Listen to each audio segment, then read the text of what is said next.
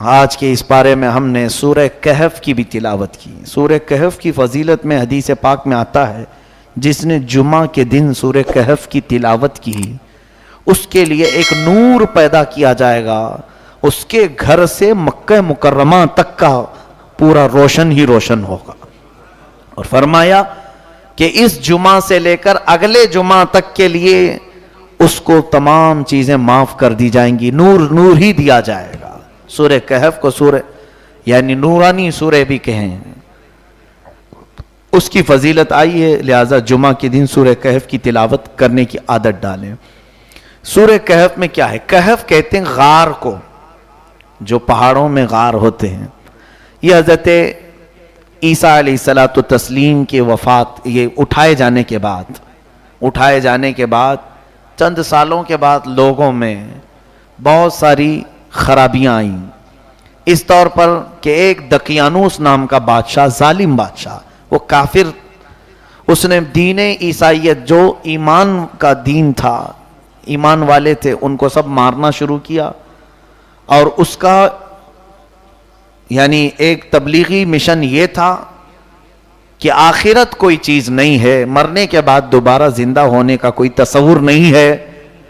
جبکہ آج ہی صبح آپ نے عقیدوں میں سماعت کیا ہوگا, ہمارے ایمان میں سے ہے مرنے کے بعد دوبارہ زندہ ہونا ہے قیامت کے دن. وہ دقیانوس بادشاہ نے پورے لوگوں کے دماغ سے یہ چیز ہٹا دی, ایسا کوئی عقیدہ نہیں. تو لوگ کافر ہوتے چلے گئے جو مذہب عیسائیت پر تھے, ایمان والے. اب وہ بادشاہ کے درباریوں میں کچھ لوگ تھے جو ایمان والے, انہوں نے اپنا دین چھپا کر رکھا تھا, وہ ایک خدائے واحد کی عبادت کرتے تھے. جبکہ دقیانوس اب شرک اور بت پرستی میں بھی لگ گیا, دوسرے لوگوں کو بھی وہ عبادتیں کروانا شروع کر چکا تھا بادشاہ. اور اس کا ظلم ایسا تھا کہ اس کے شہر میں یا اس کی سلطنت کے ماتحت کوئی اس کی بات نہیں مانتا تو اس کا قتل ہو جاتا تھا. تو اس کی درباریوں میں کچھ لوگ تھے جن کی تعداد 7 یا 8 بتائی گئی. صحیح علم اللہ کو ہے. قُلْ رَبِّي أَعْلَمُ بِعِدَّتِهِمْ مَا يَعْلَمُهُمْ إِلَّا قَلِيلٌ. اللہ فرماتا ہے کہ اے محبوب آپ فرما دیں ان کی صحیح تعداد کا علم صرف اللہ کو ہے. کتنے تھے؟ 7 یا 8 جو بھی نوجوان تھے, یہ ایمان والے, نبی نہیں تھے. ہاں, اللہ فرماتا ہے انہم فتیۃ آمنوا بربہم وزدناہم ھدی. وہ چند نوجوان تھے جو اپنے رب پر ایمان رکھتے تھے تو ہم نے ان کے ایمان کو خود زیادہ کر دیا. اب ان لوگوں نے سوچا کہ اس بادشاہ کی سلطنت میں رہنا آسان نہیں ہے, یہ کبھی نہ کبھی ہمیں مار دے گا. تو سب لوگوں نے 7 لوگوں نے مشورہ کیا کہ ہم اس کا شہر چھوڑ دیتے ہیں, اس کی سلطنت چھوڑ دیتے ہیں, چلتے ہیں کہیں. تو وہ لوگ چل پڑے. اس میں الگ الگ پیشے سے تعلق رکھنے والے بھی کچھ تھے اور کچھ وزیر بھی تھے, سلطنت کے سپاہی تھے. اور راستے میں ان کے ساتھ ایک اور دھوبی کا کام کرنے والے نوجوان غالباً, تو وہ بھی ساتھ ہو گئے. تو یہ کل ملا کر کے 7 یا 8 نوجوان چلے. یہ لوگ بادشاہ کا یہ شہر یہ چھوڑ کر بہت دور نکل پڑے. ان کے ساتھ ایک کتا بھی ہو لیا, جو دھوبی کا کام کرتے رہے ہوں گے ان کا کتا رہا ہوگا, وہ بھی ساتھ ہو لیا. تو بعض نے کہا اس کتے کو دور کر دو, یہ بھونکے گا رات میں اور ہم پکڑے جائیں گے کہیں نہ کہیں, کتے کو ساتھ مت لو. تو اسی وقت اس کتے کو اللہ نے فصیح زبان عطا فرمائی. کتا بولنے لگا, اے نوجوانوں, اے ایمان والو, مجھے اللہ نے تمہاری حفاظت کے لیے مقرر کیا ہے, میں نہیں بھونکوں گا. تو ان لوگوں نے دیکھا کہ اللہ کی مدد آ گئی. اب ساتھ میں چل پڑے, نکلے. اور اس کے بعد ان لوگوں نے آرام کرنے کی غرض سے ایک غار میں جا کر پناہ لی.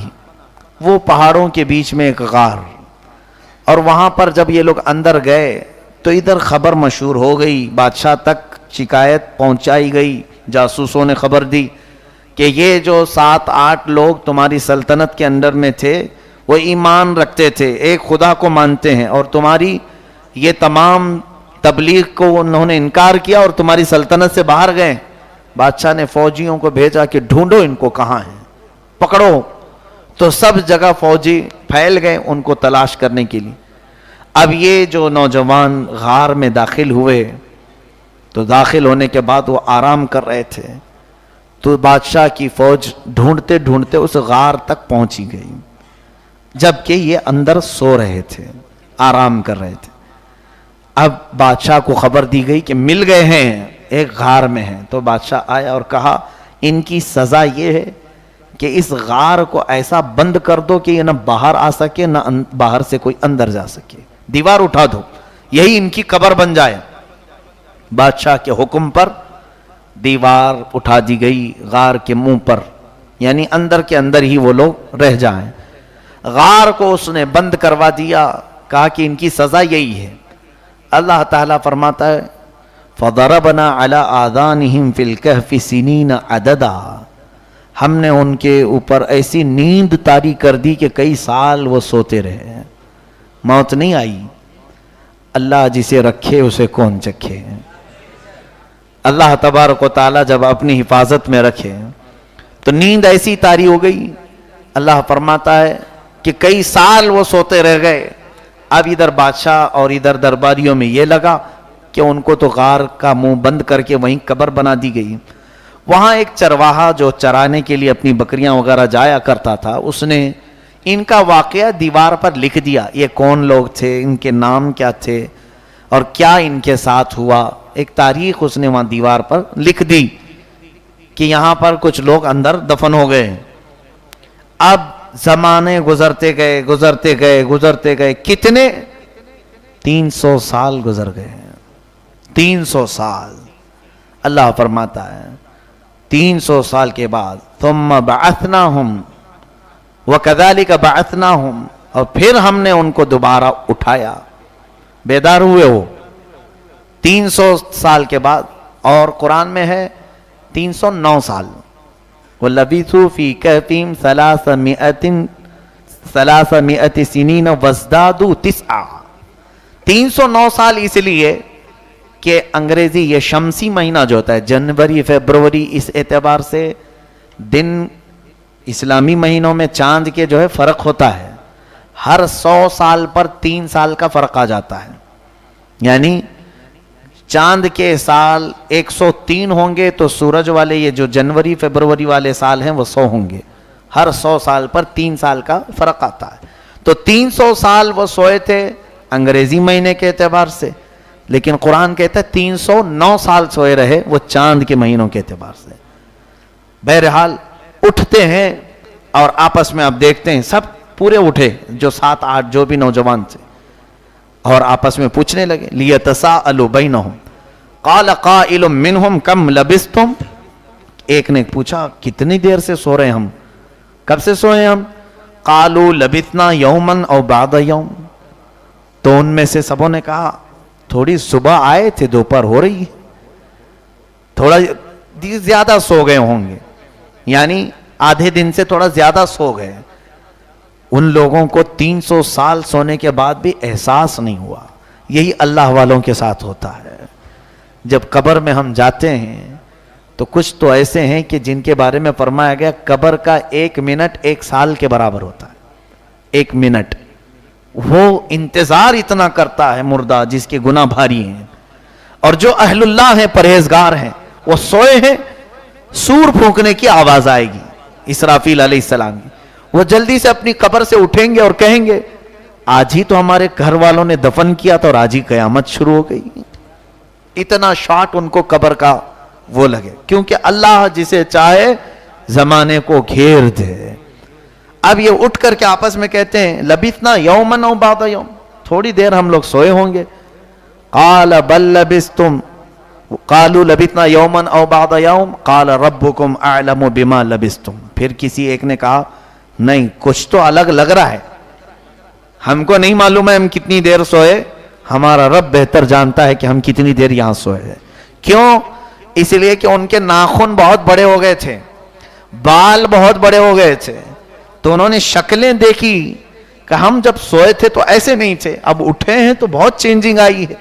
اس کا مطلب ہے کچھ تو لمبا سوئے ہوں گے, لیکن ان کو خبر نہیں تھی کتنی دیر سوئے. کہا چلو ٹھیک ہے, جتنا بھی سوئے ہیں بھوک لگ رہی ہے, کھانا تو کھائیں. انہیں یہ بھی نہیں معلوم تھا کہ دیوار کھینچی گئی, بادشاہ نے کیا کیا. اللہ اپنے محبوبوں کو بہت آسانی سے بچاتا ہے. پھر اللہ فرماتا فَبْعَثُوا أَحَدَكُمْ بِوَرِقِكُمْ هَذِهِ إِلَى الْمَدِينَةِ فَلْيَنْظُرْ أَيُّهَا أَزْكَىٰ طَعَامًا فَلْيَأْتِكُمْ بِرِزْقٍ مِّنْهُ.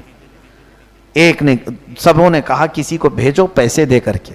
ان کے پاس پیسے بھی تھے, جائے شہر میں کچھ اچھی غذا لے کے آئے. ازکا طعام, اچھی غذا کچھ لے کے آئے تاکہ ہم کھا لیں. لیکن اسے بتا کر کے بھیجا کہ تھوڑا سا چھپتے چھپتے جانا کہ بادشاہ کو خبر نہ ہو جائے. وہ بادشاہ تو اس کی ہڈیاں بھی گل گئی ہوں گی جو 300 سال پہلے کا تھا, دقیانوس. لیکن ان کے دماغ میں یہی تھا کہ ہم اسی زمانے میں جی رہے. کہا تھوڑا چھپتے چھپتے جانا. اب ایک صاحب اس میں سے نکلے پیسے لے کر کے, کہاں, شہر میں آئے. سبوں نے کہا تھا دیکھو سنبھل کے جانا, وَلَا يُشْعِرَنَّ بِكُمْ أَحَدًا, کسی کو خبر نہ ہونے پائے. إِنَّهُمْ إِن يَظْهَرُوا عَلَيْكُمْ يَرْجُمُوكُمْ, اگر ان کو معلوم ہو گیا تو پتھراؤ کریں گے تمہارے اوپر. وَيُعِيدُكُمْ فِي مِلَّتِهِمْ, اور پھر اپنے دین میں پھیر لیں گے اور تم پھر کامیاب نہیں ہو پاؤ گے. وَلَن تُفْلِحُوا إِذًا أَبَدًا. اب وہ ڈرتے ڈرتے صاحب آئے ایک حلوائی کی دکان پہ, کہا کہ تھوڑے سے حلوے دے دیں, یا جو بھی کھانے کی چیزیں تھی اچھی لگی, خریدا اور پیسے دیا. دکان والا پیسے دیکھنے لگا, یہ کون سے پیسے ہیں, اس زمانے کے پیسے نہیں تھے. جب جب حکومت بدلتی تھی سکے بدلتے تھے. پہلے کے دور میں چاندی کے سکے ہوتے تھے یا سونے کے سکے ہوتے, بادشاہ کی اس میں تصویریں ہوتی. اب یہیں ہم لوگ دیکھ رہے ہیں کتنے پیسے بدل رہے ہیں ہمارے ہاں, ہر دن نئی نوٹ آتی ہے. تو ظاہر سی بات ہے اب پہلے دور کی 1000 کی نوٹ کوئی لے کے آئے گا تو اس کا چہرہ اوپر سے نیچے ہم دیکھیں گے, کہاں سویا تو نہیں تھا ڈی مونیٹرائزیشن کے زمانے میں, بچ گئی تیرے پاس. ہاں, اور دیکھو پی ایم کو خبر ہوگی تو اندر ڈال دے گا. تو یہ اسی طرح کا معاملہ اس دکان والے نے کیا. دیکھا اور کہا یہ کہاں سے تیرے پاس آیا, یہ پیسے کہاں سے آئے تیرے پاس, کیونکہ پرانے زمانے کی. اور ظاہر سی بات ہے کچھ پرانے سکے اینٹک مانے جاتے ہیں, ان کی قیمت بھی بڑھ جاتی ہے. ابھی ہم بچپن میں شاید وہ 5 پیسے دیکھے ہوئے ہیں, 10 پیسے, ہمارے یہ بچے تو نہیں دیکھے ہوں گے. لیکن میں نے اجمیر میں دیکھا تھا وہ 5 پیسے اور 10 پیسے 100 روپے کے بک رہے ہیں, 500 روپے کے بک رہے ہیں. پہلے زمانے کے جو 5 پیسے تھے, 10 پیسے, یعنی زمانہ گزر جانے کے بعد ان کی ویلیو بھی اتنی بڑھ گئی. تو کچھ لوگ اس کو سنبھال کر کے رکھتے ہیں. تو دکان والے کو ایسا لگا کہ اس کو کوئی خزانہ ہاتھ لگ گیا ہوگا پرانا, تو اس نے رکایا اس نوجوان کو, رکو میں تم کو کھانا دیتا ہوں, اور جا کے پولیس کو خبر کر دیا, بادشاہ کی پولیس. وہ زمانہ جو تھا بیدروس نام کا ایک بادشاہ تھا, وہ صالح اور پرہیزگار بادشاہ تھا, اچھا نیک عادل بادشاہ تھا. اور قوم جو بگڑی ہوئی تھی وہ پریشان تھا, ان کو سدھارنے کی کوشش کر رہا تھا. بہت سارے لوگ آخرت کا انکار اب بھی کر رہے تھے اس کی سلطنت میں بھی. وہ ان کو بتاتا تھا کہ ایمان رکھو, آخرت پر مرنے کے بعد تم اٹھائے جاؤ گے. کچھ لوگ جو ہے سرکشی میں مبتلا تھے. تو بیدروس بادشاہ نے اللہ کی بارگاہ میں یہ دعا کی تھی, اے اللہ میری قوم کو کوئی ایسی نشانی بتا دے تاکہ یہ آخرت پر یقین کرنے لگ جائیں. عادل بادشاہ کی دعائیں رد نہیں ہوتی. ہاں, تو وہ زمانہ اس کا تھا.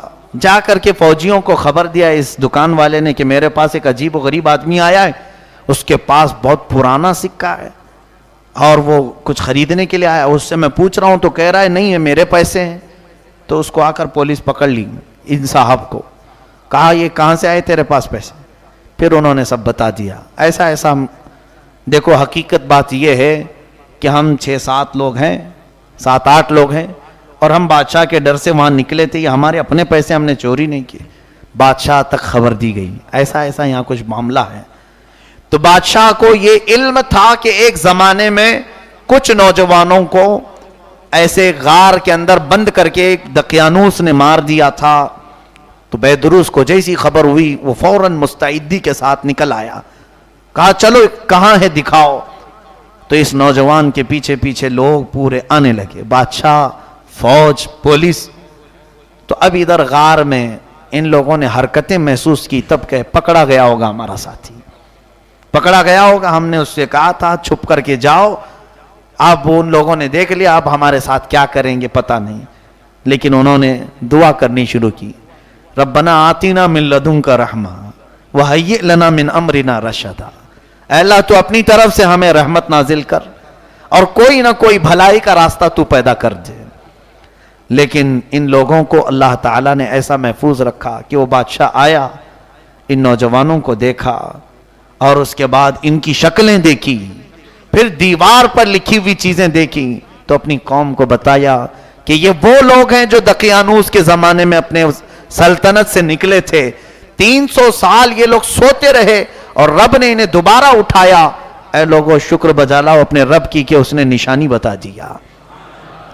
سب سجدے میں گر گئے اللہ تعالیٰ کی بارگاہ میں، اور اس کے بعد سبوں نے توبہ کیا، اور مرنے کے بعد دوبارہ زندہ ہونے پر سب نے یقین بھی کیا، ایمان رکھا۔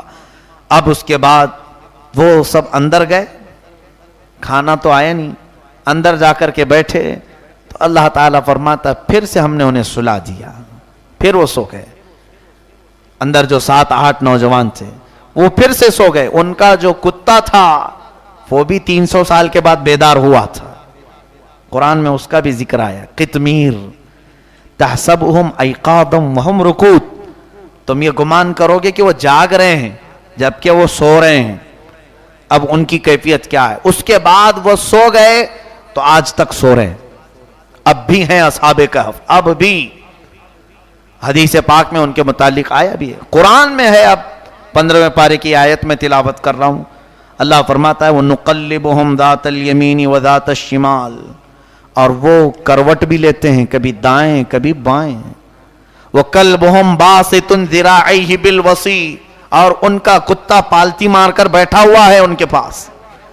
لَوِ اطَّلَعْتَ عَلَيْهِمْ لَوَلَّيْتَ مِنْهُمْ فِرَارًا وَلَمُلِئْتَ مِنْهُمْ رُعْبًا، تم میں سے اگر کوئی دیکھنے کے لیے جائے گا ادھر تو اللہ فرماتا پیٹ پھیر کر بھاگ آؤ گے، تمہارے اندر اتنا ہم رعب ڈال دیں گے، کوئی دیکھ نہیں سکے گا ان کو۔ اور شان تو دیکھو ان کی، اللہ فرماتا ہے تَرَى الشَّمْسَ إِذَا طَلَعَتْ تَزَاوَرُ عَنْ كَهْفِهِمْ ذَاتَ الْيَمِينِ وَإِذَا غَرَبَتْ تَقْرِضُهُمْ ذَاتَ الشِّمَالِ وَهُمْ فِي فَجْوَةٍ مِّنْهُ، اللہ فرماتا ہے تم دیکھو گے وہ کھلے میں سو رہے ہیں۔